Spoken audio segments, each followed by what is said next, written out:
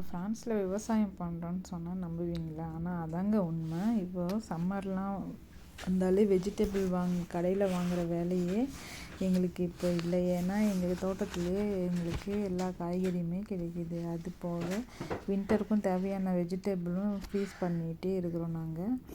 பார்த்தீங்கனாலே உங்களுக்கும் தெரியும், குண்டு குண்டு பூசணிக்காய், சொரக்காய், நீட்டு கத்திரிக்காய், பெரிய பெரிய தக்காளி, குக்கும்பர், மிளகாய், பாவக்காய், காய்கறி மட்டும் இல்லைங்க, ஸ்ட்ராபெரி, ராஸ்பெரி, கிரேப்ஸ்னு நிறைய பழ வகைகளும் இருக்குது. சொன்னது கொஞ்சம், சொல்லாதது நிறையவும் இருக்குதுங்க. நீங்களும் என்ன மாதிரி ஃபாரினில் இருந்தால் எந்த மாதிரி காய்கறிலாம் விவசாயம் பண்ணுறீங்கன்னு கமெண்ட்டில் சொல்லுங்கள். அது மட்டும் இல்லை, இப்போலாம் காய்கறிக்கு பஞ்சமே இல்லைன்ற மாதிரி நிறைய காய்கறி கிடச்சின்னே இருக்குது. முன்னெல்லாம் இந்த கீரை, நம்ம ஊர் காய்கறிங்க வாங்குறதே ரொம்ப கஷ்டமாக இருக்கும். இந்த கத்திரிக்காய் வகைலாம் இங்கே பெரிய பெரிய அந்த கத்திரிக்காய் தான் இருக்கும். இப்போ பார்த்திங்கன்னா எங்களோட தோட்டத்துலேயே அந்த குட்டி கத்திரிக்காய் இதெல்லாம் நாங்களே விளைவிச்சு சாப்பிட்றப்ப ரொம்ப டேஸ்ட்டாக இருக்குது.